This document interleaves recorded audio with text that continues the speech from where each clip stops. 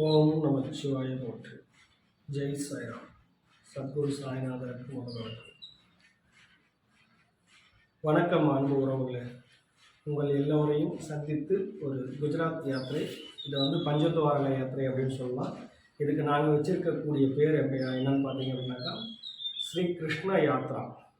இந்த கிருஷ்ண யாத்ரா அப்படின்னு ஏன் பேர் வச்சுருக்கோம் அப்படின்னாக்கா, இது கிருஷ்ணர் பிறந்த இடத்திலிருந்து கிருஷ்ணர் வாழ்ந்து சாம்ராஜ்யம் நடத்தி மறைந்த இடம் வரைக்கும் பார்க்கக்கூடிய ஒரு யாத்திராவாக இதை நாங்கள் ஏற்பாடு பண்ணியிருக்கிறோம்.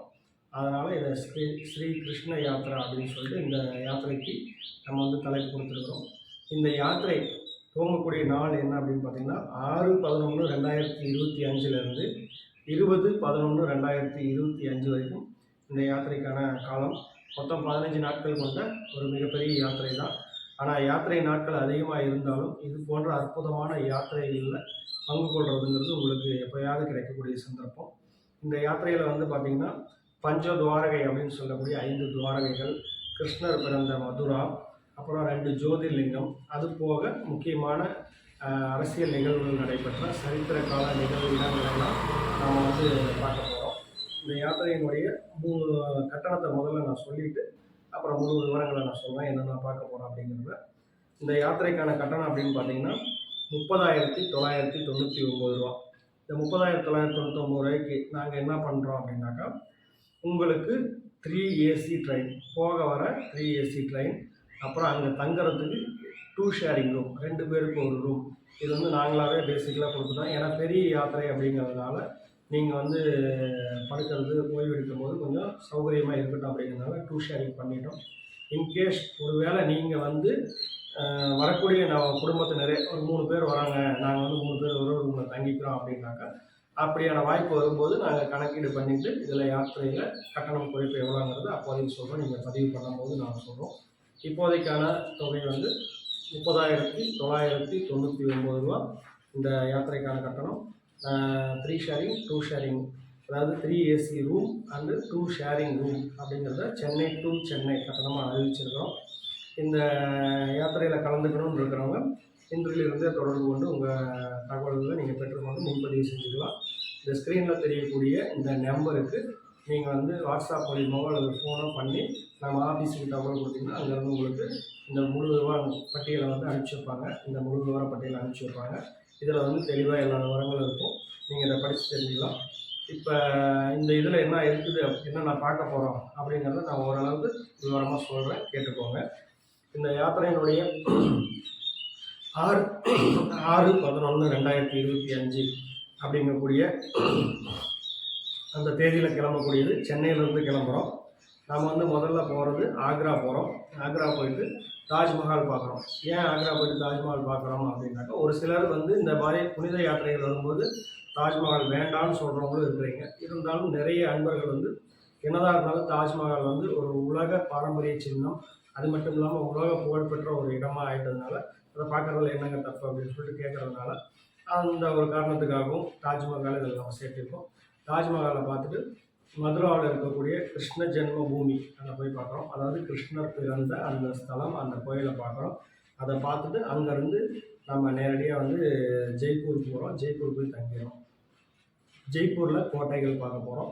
இப்போ இதில் நம்ம பிரயாணம் பண்ணுறது பார்த்திங்கன்னா அங்கே 2+2 ஏசி புஷ்பேக் ஏர் பஸ் இதுதான் நம்ம பயன்படுத்த போகிறோம்.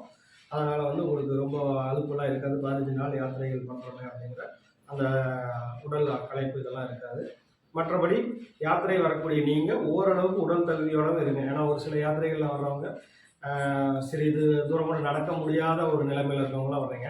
அந்த மாதிரி உங்களுக்கு தான் சிரமம். என்ன அப்படின்னாக்கா, மற்றவங்களோட இணைஞ்சு பயணிக்க முடியாமல் நீங்கள் பின்தங்கி போயிடுவீங்க. அதனால் இது போன்ற பெரிய யாத்திரைகள்லாம் வரும்போது நீங்கள் உங்களுடைய உடல் தகுதியும் நல்லா இருக்குதா அப்படிங்கிறத நீங்களே உங்களுக்கு சுய பரிசோதனை பண்ணிக்கோங்க. இப்போ ஜெய்ப்பூரில் போயிட்டு நம்ம அங்கே இருக்கக்கூடிய ஹவா மஹால், ஆம்பர் கோட்டை, சிட்டி பேலஸ் இதெல்லாம் பார்த்துட்டு அங்கே ஜெய்ப்பூரில் தங்குறோம். அதுக்கு அடுத்த நாள் ஜெய்ப்பூரில் புறப்பட்டு புஷ்கர் போகிறோம். புஷ்கர் பிரம்மா கோவில் உங்களுக்கே தெரியும். இந்தியாவில் இருக்கக்கூடிய பிரம்மா கோயில்கள் ஒரு சிலர் தான். அதில் இந்த புஷ்கர் பிரம்மா கோவில். அதுக்கு அடுத்தது பஞ்சத்வாரகையில் ஒரு இடமான ஸ்ரீநாத் துவாரகா, அங்கே போயிட்டு ஸ்ரீநாத் துவாரகா தரிசனம் பண்ணிட்டு அங்கே தங்குறோம். அப்படி நேரம் இல்லை அப்படின்னாக்கா மறுநாள் காலையில் அங்கே தரிசனம் பண்ணுறோம். அங்கே ஸ்ரீநாத் துவாரகை தரிசனம் பண்ணிவிட்டு அதற்கு அடுத்தது அங்கே பக்கத்தில் இருக்கக்கூடிய இன்னொரு துவாரகையான காங்கரோலி துவாரகை அப்படின்னு சொல்லக்கூடிய அந்த துவாரகையை பார்த்து தரிசனம் பண்ணிட்டு அபு ரோடு அப்படிங்கக்கூடிய இடத்துல போய் தங்குறோம். ராஜஸ்தான் மாநிலத்தில் இருக்கக்கூடிய ஒரு குளிர் வாசஸ்தலம் அப்படின்னாக்கா இந்த அபு ரோடு அபு அப்படின்னு சொல்லுவாங்க. அதை வந்து பக்கத்தில் இருக்கக்கூடிய அபு ரோடு அப்படிங்கிற இடத்துல போய் தங்கிடுவோம். ஏன்னா மவுண்ட் அபு அப்படிங்கிறது கொஞ்சம் தங்குவதற்கு இட வசதிகள் அங்கே மேலே வந்து குறைவாக தான் இருக்கும், கட்டணங்கள் அதிகமாக இருக்கிறதுனால அபு ரோடுங்களை தங்கிடுவோம். அங்கே மவுண்ட் அபு மறுநாள் போய் பார்த்துட்டு அங்கே இருக்கக்கூடிய தில்வாடா ஜெயின் லேக்கு, அம்பாஜி, மாத்ருகயா இதையெல்லாம் பார்த்துட்டு தங்குறோம். மாத்ருகயா அப்படின்னா உங்களுக்கு என்னன்னு தெரியும், சிலருக்கு தெரியாதவங்களுக்கு நான் சொல்கிறேன். அதாவது பெண்கள் வந்து முன்னோர்களுக்கு பித்ரு தர்ப்பணம் கொடுக்கறதுக்கு அங்கீகரிக்கப்பட்ட இடம் அப்படின்னா இந்தியாவில் வந்து நம்ம பீகார் மாநிலத்தில் இருக்கக்கூடிய கயா அப்படின்னு ஒன்று சொல்லுவோம். அதே போல் இந்தியாவுடைய மேற்கு பகுதியில் இந்த ராஜஸ்தானில் பெண்கள் வந்து முன்னோர்களுக்கு பித்ருக்காரியம் செய்கிறதுக்கான ஒரு இடமா இந்த மாத்ருகயாவை குறிப்பிடுவாங்க. இந்த மாத்ருகயாவை பார்த்துட்டு அங்கேயே தங்குறோம். மறுநாள் காலையில் மாத்ருகயாவிலேருந்து இன்னொரு 3வது துவாரகையான டாக்கூர் துவாரகை போய் சேர்ந்து அங்கே தங்குறோம். வழியில் வாய்ப்பு இருந்ததுன்னா சொல்கிறேன், அது எப்படிங்கிறது தெரியாது. ராணிக்கு வாவ் அப்படிங்கக்கூடிய அந்த ராணியினுடைய கிணறு, இது வந்து நம்ம வந்து ஒரு லிஸ்ட்டில் வந்து குறிப்பிடல. போகிற வழியில் இதெல்லாம் நம்ம கால சூழ்நிலைகள் அமைஞ்சு வந்ததுன்னா அதை பார்க்கலாம், சரிங்களா? இல்லை அப்படின்னாக்கா அது வாய்ப்பு கிடையாது. அதை பார்த்துட்டு நம்ம டாக்கூர் துவாரகையில் தங்குறோம். மறுநாள் காலையில் டாக்கூர் துவாரகையிலேருந்து புறப்பட்டு சர்தார் வல்லபாய் பட்டேல் சிலை, உலகத்திலேயே மிகப்பெரிய வல்லபாய் பட்டேல் சிலை, இன்றைக்கி தேதி வரைக்கும் உலகத்தில் மிகப்பெரிய சிலை அப்படின்னாக்கா அதுதான் நம்ம தேசிய சாதனை, உலக சாதனை அப்படின்னு சொல்லலாம். இந்த சிலையை பார்த்துட்டு அன்று இரவு பாவ்நகர் போய் நம்ம தங்கிடுறோம். அதுக்கு அடுத்த நாள் காலையில், அதாவது 15/11/2025 நம்ம இந்தியாவில் மிகவும் புகழ்பெற்ற ஒரு அதிசய ஸ்தலமான நிஷ்கலங் மகாதேவ் கடல் கோவில். இந்த கடல் கோவிலில் குறிப்பிட்ட நேரம் ஒவ்வொரு நாளும் ஒவ்வொரு விதத்தில் தண்ணி வந்து உள்வாங்கிட்டு திரும்ப ஏறி வரும் அப்படிங்கிறது உங்களுக்கு எல்லாம் தெரியும்.